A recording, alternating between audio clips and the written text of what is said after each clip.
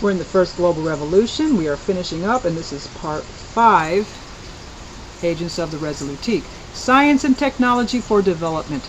Disparities between developed and developing countries in science and technology are even greater than between their economic levels. Some 95% of the world's research and development is accomplished in the industrialized countries. It is true also that the poorer a country, the greater will be the proportion of its small number of scientists engaged in fundamental research. While the large developing countries such as Brazil, India, and Mexico have an infrastructure able to support a significant extent of applied research and development, in the rest of the developing world there is little applied research other than in agriculture.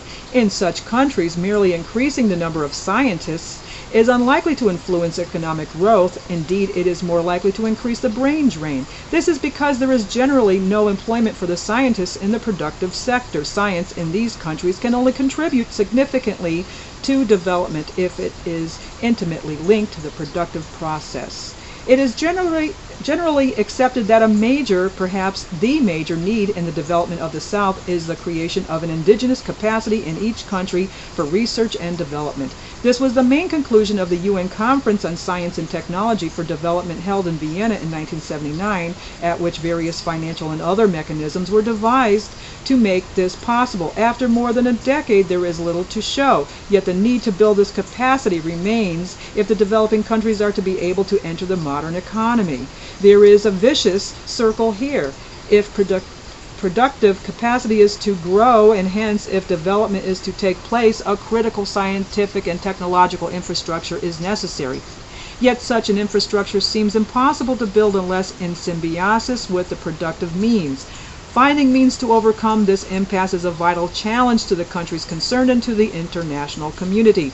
3. The role of mass media. The impact of mass media on public opinion and individuals no longer has to be demonstrated. A larger and larger part of humankind is henceforth deeply marked by the radio and television programs it has access to, and there is something apparently obvious about discussing the power of the media in contemporary society. For better and for worse, the media are one of the main agents in forming public opinion and thinking of individuals. The role of mass media, however, has so far never been deeply analyzed in all its dimensions. We know very little about the nature and duration of their influence.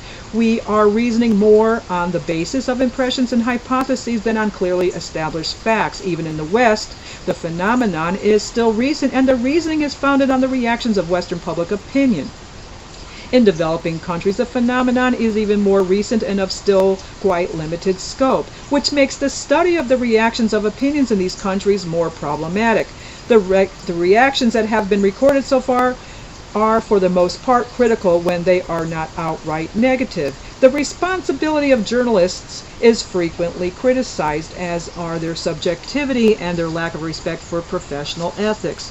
But the general role of mass media is too new for us to be able to draw definitive conclusions on it. This is why it is fitting to consider the question of the true power of mass media and that of what role they play and can play in the building of the new global society.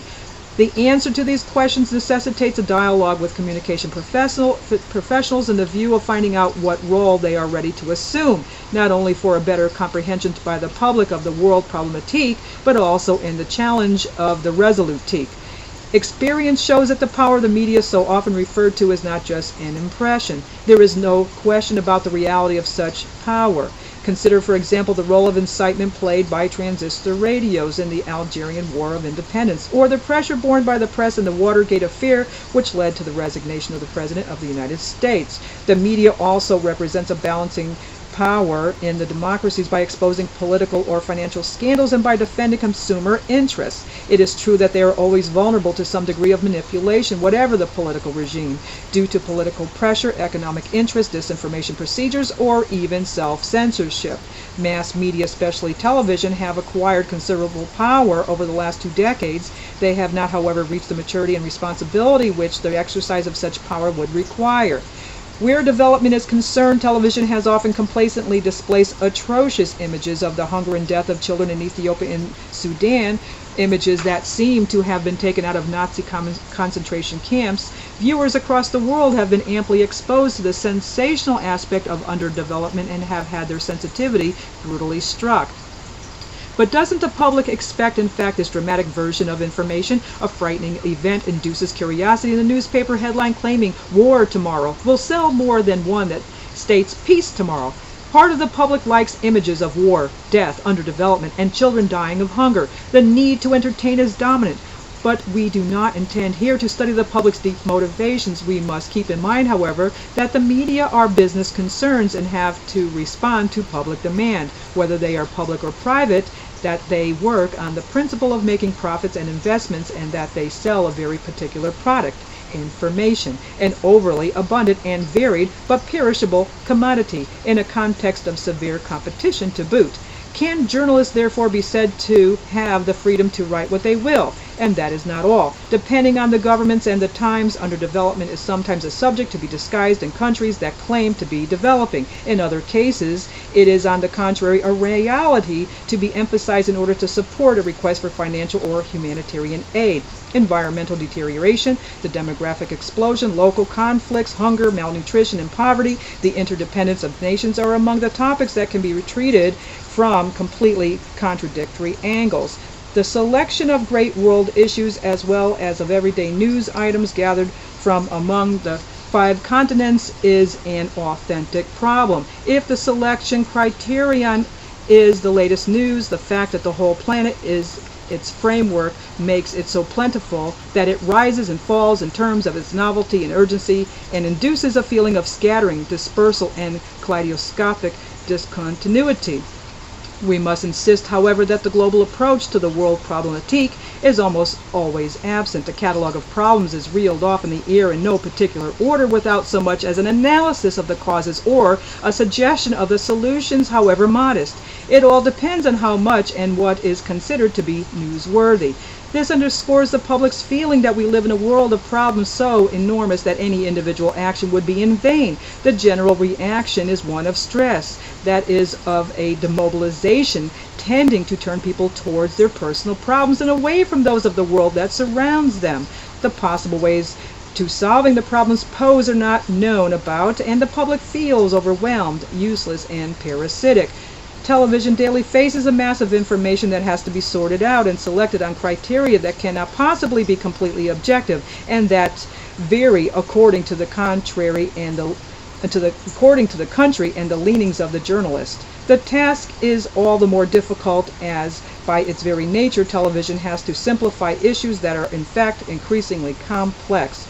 A victim of the abundance of subjects and the news pushing it forward night and day, television rarely takes the time to get to the heart of the matter. What television newscasts cannot do must be taken over and explained by feature programs, educational programs, and roundtable discussions. Environmental and pollution issues are timidly making an appearance in feature programs while development is just beginning to be treated in its positive aspects.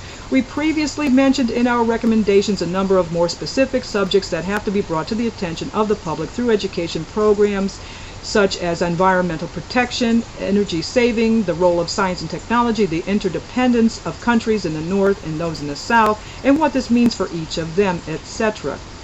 The freedom of information, the free access of all to information, and the pluralism of information remain the noble causes of battles never totally won and forever be waged again.